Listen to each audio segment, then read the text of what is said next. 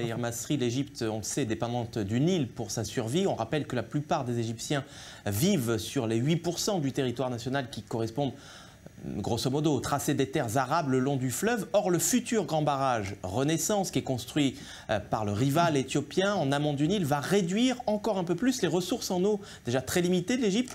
Est-ce que la guerre de l'eau aura-t-elle lieu ?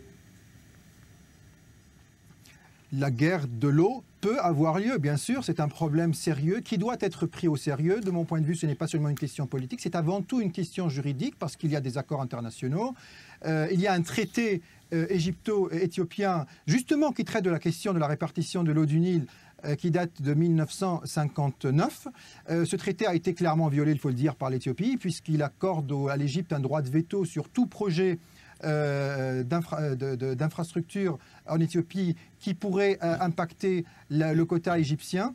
Et par conséquent, je pense qu'il faut mettre en place une commission internationale impartiale. L'Égypte, d'ailleurs, a entrepris cette voie puisqu'elle vient de saisir la Cour internationale de justice pour avoir un avis consultatif dans un premier temps concernant le respect ou le non-respect par l'Éthiopie du traité de 59.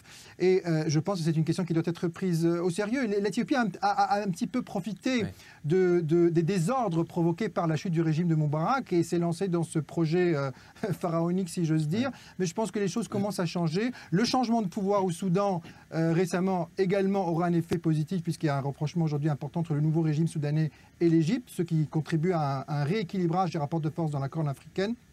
Je pense donc que si on veut éviter justement qu'un conflit armé n'éclate entre l'Égypte et l'Éthiopie, il faut que la communauté internationale joue son rôle et je pense que nous sommes bien partis dans cette voie. Meir Masri, docteur Meir Masri, maître de conférence à l'Université de Jérusalem, spécialiste du Moyen-Orient, merci pour cet éclairage. Merci.